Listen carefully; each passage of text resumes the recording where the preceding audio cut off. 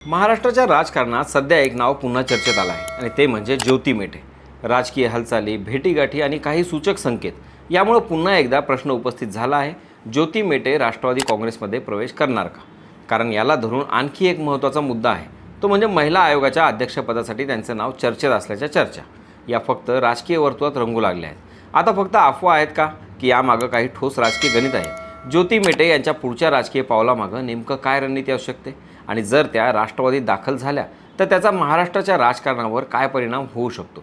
सविस्तर हे समीकरण समजून घेऊया त्या विशेष रिपोर्टच्या माध्यमातून. नमस्कार, मी स्वप्नील आणि आपण पाहतात त्याचं काय महाराष्ट्र. महाराष्ट्राच्या राजकारणात ज्योती मेटे हे नाव नवीन नाही. त्या दिवंगत नेते विनायक मेटे यांच्या पत्नी असून त्यांच्या निधनानंतर राजकीय वारसा पुढे नेण्याची जबाबदारी ज्योती मेटेंवर आली. विनायक मेटे मराठा आरक्षण आणि मराठा समाजाच्या प्रश्नांसाठी सातत्यानं आवाज उठवणारे नेते म्हणून ओळखले जायचे. त्यांच्या अचानक निधनानंतर राजकीय समीकरणं बदलली आणि त्या जागी ज्योती मेटे यांना पुढे येण्याची संधी मिळाली. सुरुवातीला त्यांनी शांतपणे परिस्थितीचा अभ्यास केला, पण आता काही महिन्यांपासून त्यांच्या राजकीय हालचालींमध्ये वाढ झाल्याचं पाहायला मिळत आहे.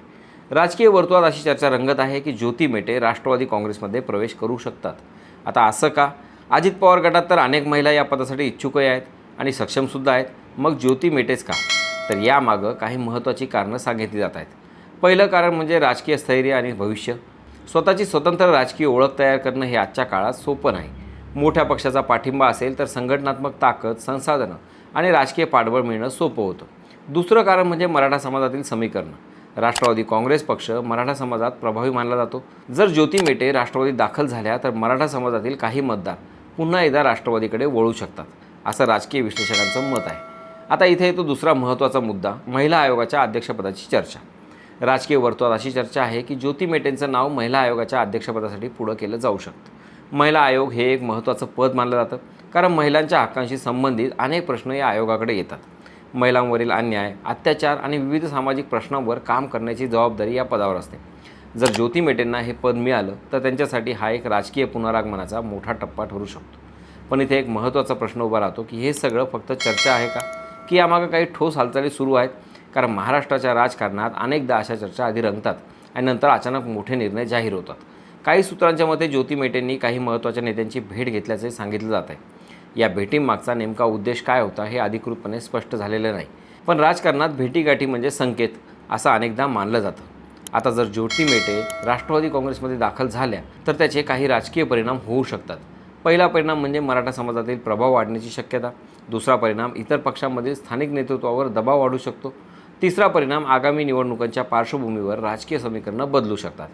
याचबरोबर विरोधी पक्षांकडूनही या घडामोडींवर लक्ष ठेवलं जात आहे, कारण कोणत्याही मोठ्या नेत्याचा पक्षांतराचा निर्णय हा नेहमीच राजकीय समतोल बदलणारा ठरतो. तथापि अजूनपर्यंत ज्योती मेटे किंवा राष्ट्रवादी काँग्रेसकडून अधिकृत घोषणा झालेली नाही. म्हणून सध्या या चर्चा राजकीय अंदाज आणि शक्यता या पातळीवरच आहेत. पण महाराष्ट्राच्या राजकारणात एक गोष्ट निश्चित आहे, जिथे चर्चा सुरू होते तिथं काहीतरी हालचाल नक्की असते. आता येणाऱ्या काही दिवसात किंवा आठवड्यात ज्योती मेटे नेमकं कोणतं पाऊल उचलतात आणि राष्ट्रवादी काँग्रेसची भूमिका काय असेल याकडे आपलं लक्ष लागलेलं आहे. एकूण पाहता ज्योती मेटे यांच्या नावाभोवती सुरू झालेल्या चर्चा या केवळ राजकीय अफवा आहेत की प्रत्यक्षात मोठ्या बदलाची नांदी आहे, हे लवकरच स्पष्ट होईल. महिला आयोगाच्या अध्यक्षपदाची चर्चा आणि राष्ट्रवादी काँग्रेसमध्ये प्रवेशाच्या शक्यता या दोन्ही गोष्टी जर प्रत्यक्षात घडल्या तर महाराष्ट्राच्या राजकारणात एक नवीन अध्याय सुरू होऊ शकतो. आता पुढच्या काही दिवसात कोणते निर्णय घेतले जातात, कोणत्या घोषणा केल्या जातात आणि कोणत्या नव्या राजकीय समीकरणाची निर्मिती होते याकडे सगळ्या महाराष्ट्राचं लक्ष लागलेलं आहे. तुम्हाला काय वाटतं? ज्योती मेटे पुढच्या महिला आयोगाच्या अध्यक्ष होणार का? कमेंटमध्ये नक्की सांगा. बाकी राजकारणाच्या आखाड्यात आपली नजर कायम असणारच आहे. तेव्हा कुठेही जाऊ नका, पाहत राहा, सबस्क्राईब करा. त्याचं काय महाराष्ट्र.